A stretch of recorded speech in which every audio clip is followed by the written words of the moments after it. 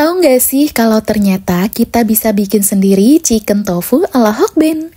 Karena aku suka banget menu yang satu ini dan daripada GoFood terus kan boncos juga ya. Jadi aku coba bikin sendiri dan ternyata alhamdulillah enak dan seger banget. Aku makannya ampe ngences dan dalam waktu 3 menit langsung ludes.